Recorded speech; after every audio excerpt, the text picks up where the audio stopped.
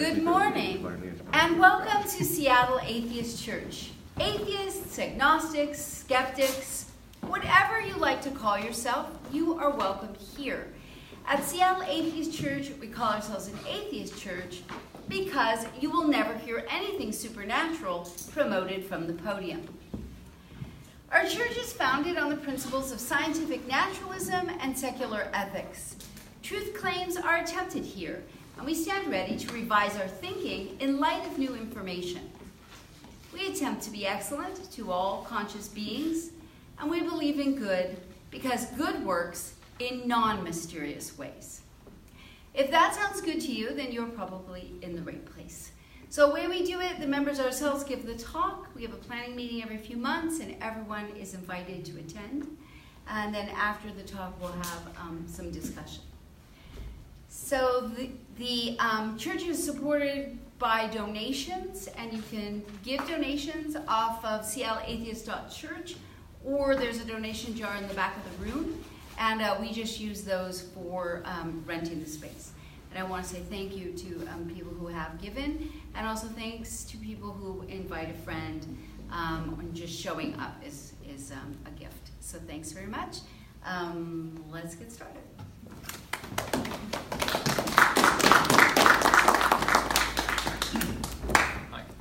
So the name of my talk is Why We Should Abolish Prisons. I didn't put this warning on the announcement I should have. There's going to be some discussion of sexual assault and violence, and so hopefully it's not gratuitous, but it's kind of necessary to what we're talking about. So as I started doing the research for this, I actually discovered new information, things came up in the news, and I ended up changing what the study was going to be about. And so with your indulgence, I'm actually going to talk about something completely different, which is that in the People's Republic of China, they have the largest prison population in the world. And out of about every 100,000 adults and children there, about 650 of them are going to be held in some sort of coercive custody currently. About double that are going to be monitored by various organs of the nation state security apparatus. And while this is something that affects all groups, to some extent, among ethnic Uyghurs, among the Muslim Turkic ethnic minority, this is something where they're going to be about 6 times more likely to be in a mass re-education camp than, say, a Mandarin, the dominant group. There is about a 1 in 3 chance that a Uyghur man will be seized, confined in a cage, and monitored sometimes for years, especially when they're between the ages of 18 and 29, which is pretty terrible.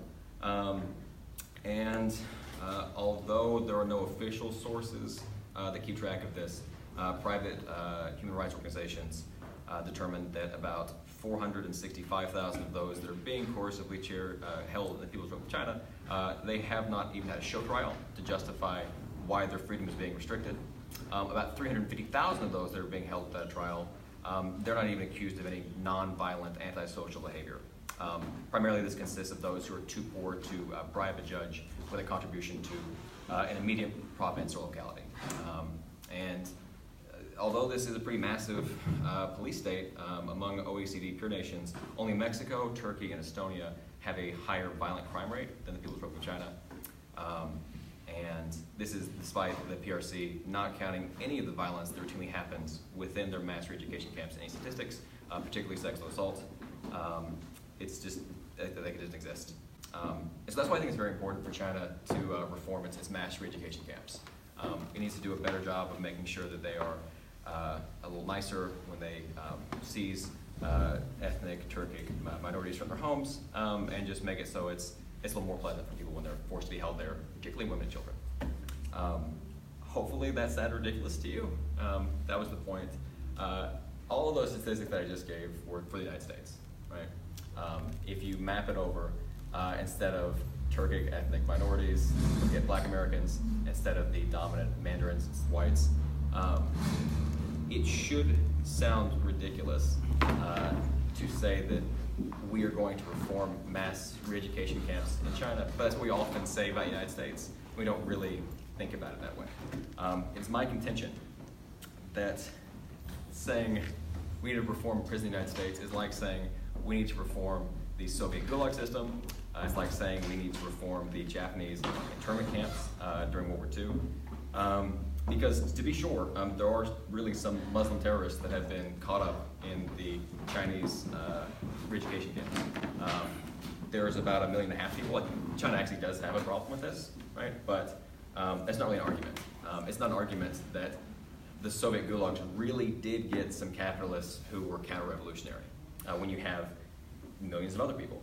I'm sure Order 9066 that Franklin Roosevelt did, it actually did get some Japanese agents, right? But it also got hundreds of thousands of other people.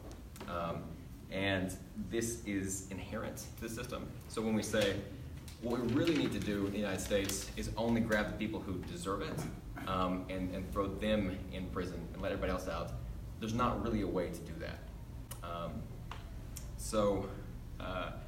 You can't reform a system that is this fundamentally wrong.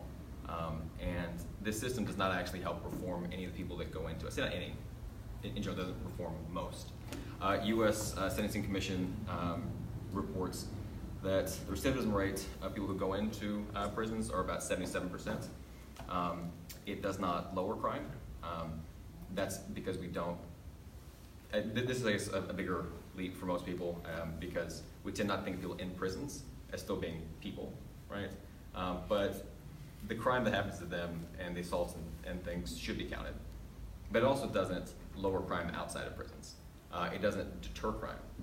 And it also doesn't create wealth, it destroys wealth.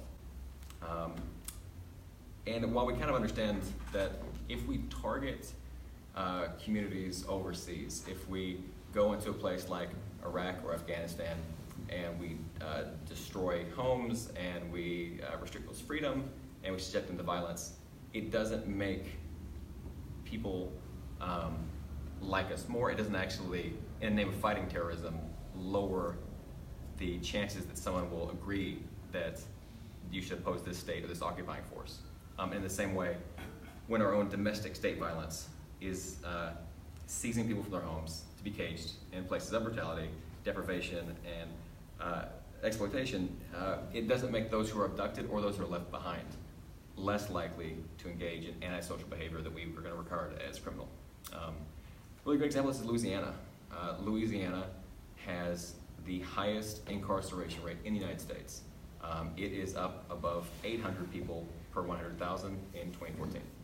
That same year, it had the highest violent crime rate in the United States. It's about 4.5 times more than Washington. But this kind of makes sense because criminal prisons do not do anything to lower crime any more than debtors' prisons did anything to lower debt, right? While it is definitely true that people generally try to avoid debtors' prisons because they're not nice places to be, you know, you're being forced to be held away from your family in a not nice place. Most people got into debt either because of circumstances entirely beyond their control or unintentionally.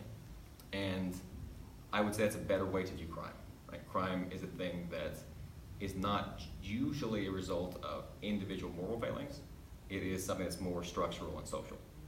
And at this point, there's kind of a split because prison abolition has both a moral dimension that I think could not be clearer, but also an economic one that is completely amoral and still is able to make an effective point. I'm going to first pursue the economic one. This comes from Peter Insalib's Why Prisons and Economic Critique. And in this he says, the standard law and economics view that endorses prison as a means of imposing private costs on bad actors, thereby optimally deterring bad acts. So you're trying to make people who are committing crime not want to do it by having some sort of punishment. And what he says is,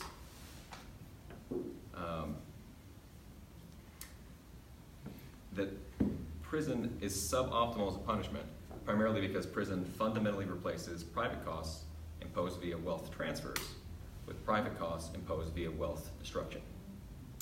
And some of this is intuitive, some of it's not. If you look at the prison system, what it does is it diverts people first from productive occupations. They could be doing things that make the world a better place and generate wealth for everybody.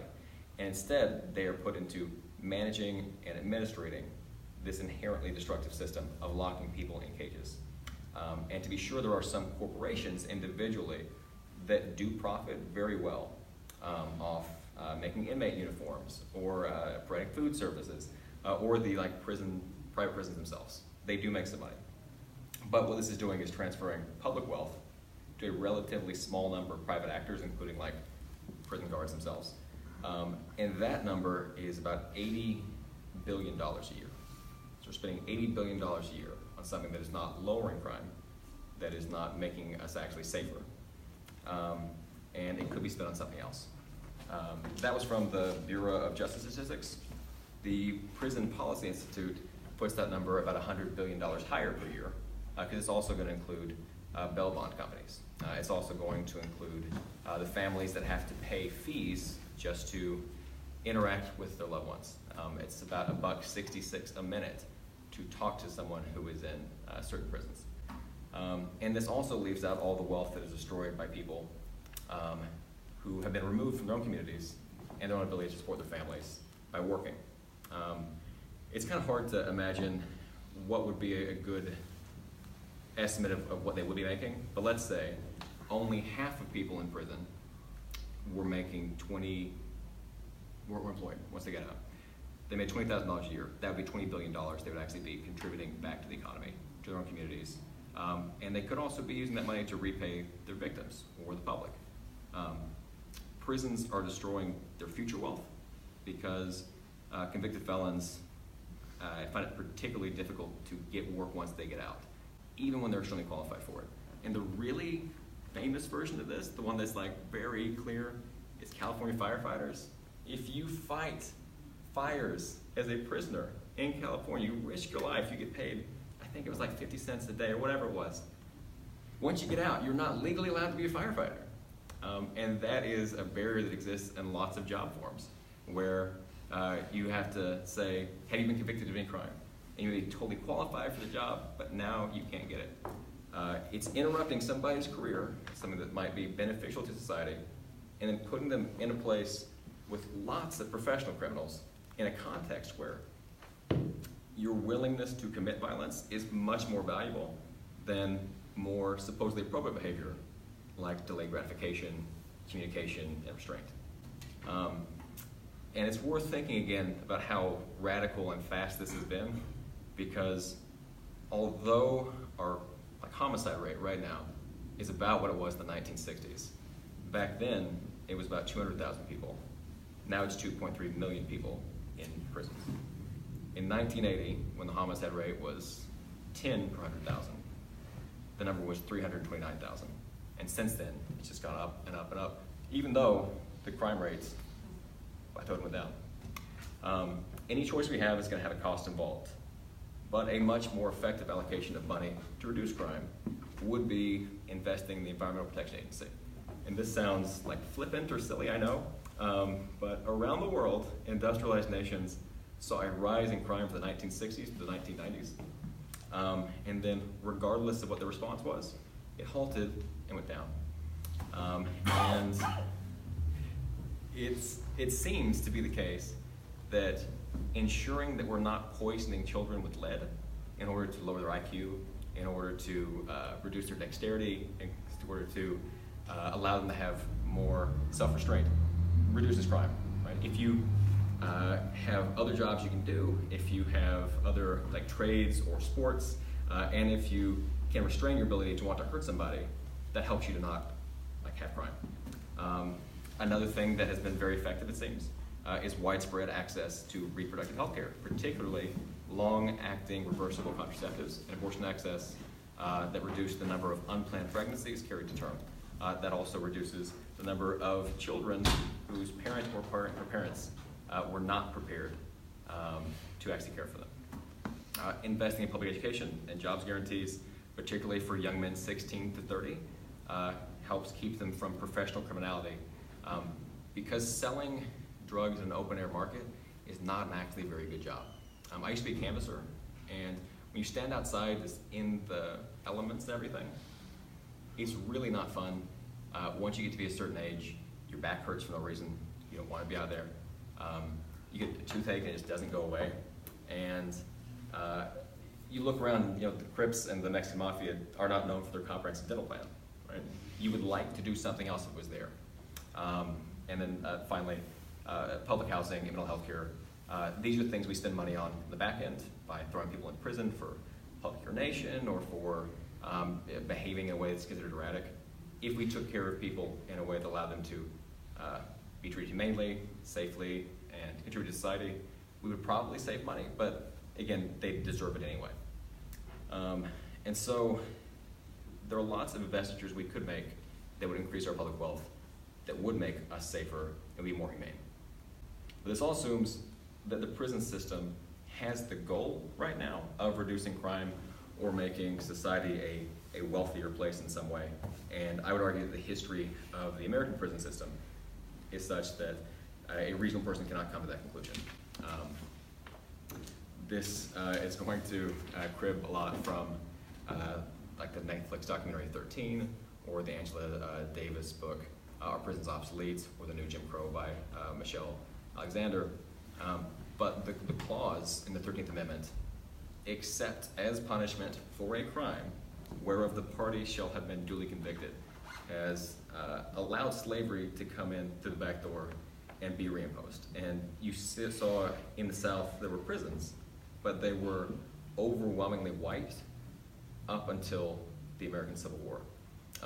And the reason for that was that they talked about how it didn't really make sense to take an enslaved person and put them in prison because there's no difference, right?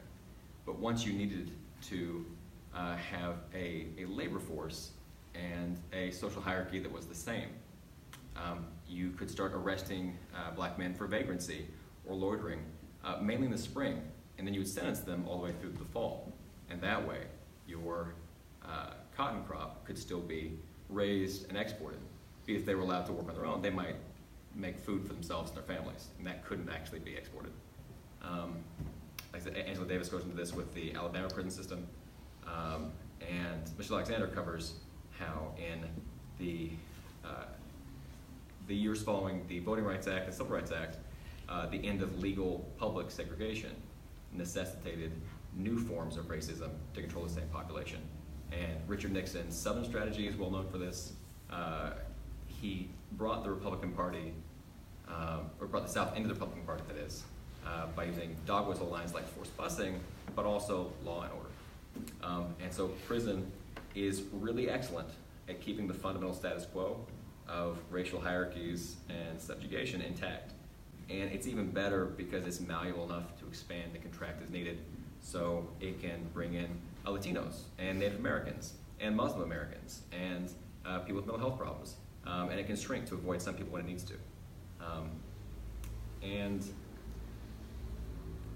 we have people that we can now say deserve whatever bad thing happens to them, and we sort of accept this. And we don't really think of them as fully human or fully deserving rights. Back in, I guess, November of last year, there was a sort of big thing came out because we left them in the path in North Carolina of a hurricane. And we were okay with them being trapped in cages with flooding waters, not being able to drink or eat and be in danger because they're probably bad people. They probably deserve it. We force people to not get quality health care when they're in prison or quality dental care, even though they could, because it costs too much money and they can put up with it and they probably deserve it. We force people who menstruate to buy their own pads, which cost the equivalent of about a week's worth of work at 75 cents a day, or to use notebook paper as a substitute, or to wear clothes that they have stained that will then be punished for or shamed.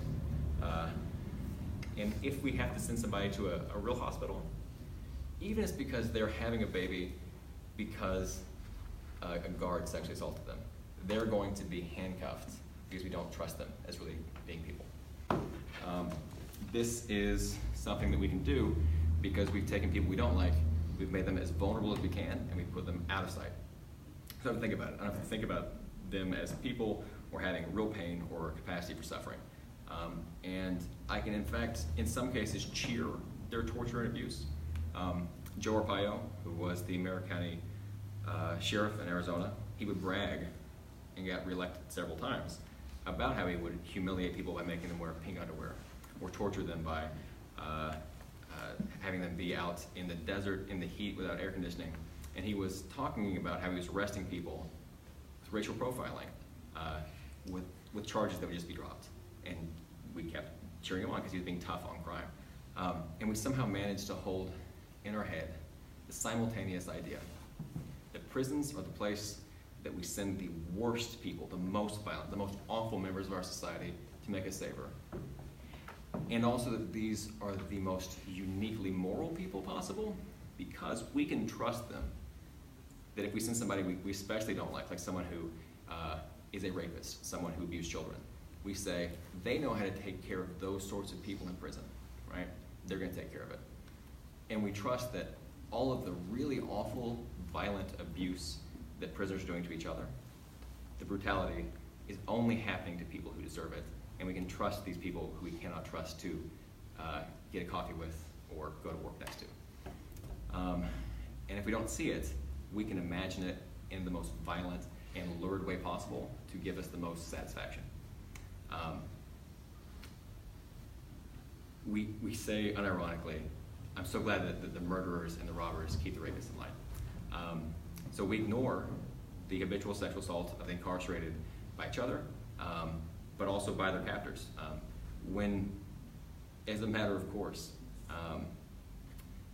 people are corrosively at first, and then ultimately they're forced to be digitally penetrated by a guard to check them for smuggling in some sort of contraband.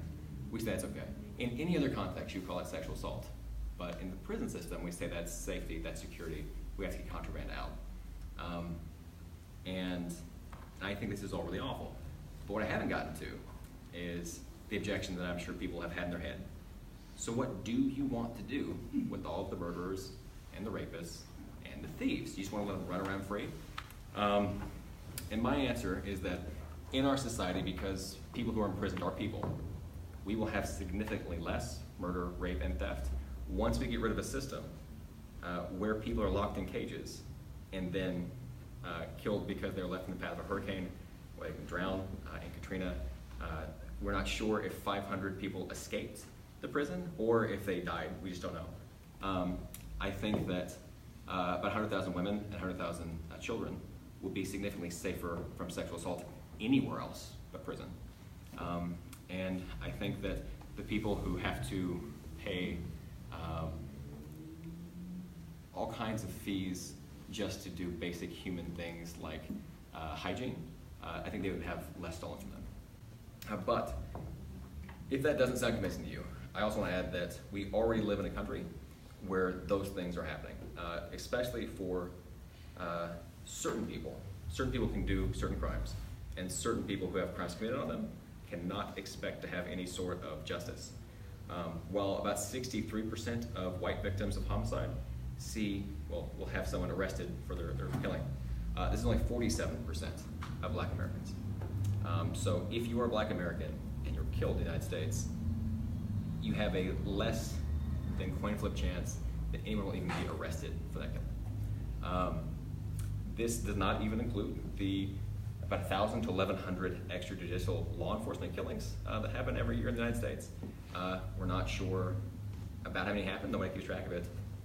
But it seems to be the case that about 2% of all law enforcement killings result in an arrest, not a conviction, an arrest.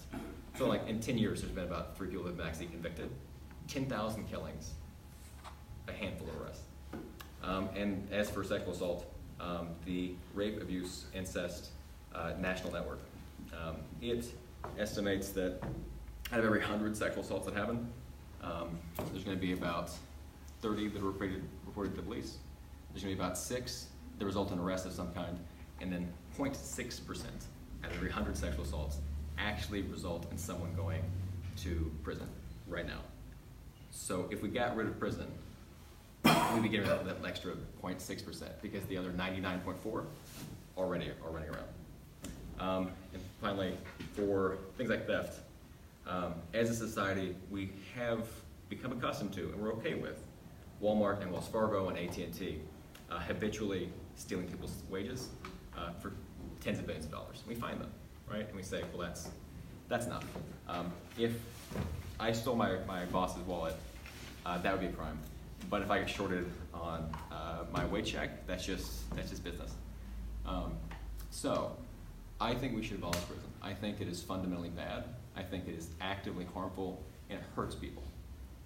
If you still are not convinced by that, and you say, well, what do you want to do instead? Anything would be fine. If you wanted to go back to the stockades, sure, I'm for that. If you want to ride people out on a rail, I'm okay with that. If you want to ostracize people, I think honestly that if you've been hurt by somebody, being able to see them in a stockade, say every weekend for a year and throw rotten fruit at them is kind of nice. I can't speak for everybody, but if you have been made to feel powerless or hurt, that might be good. I don't know.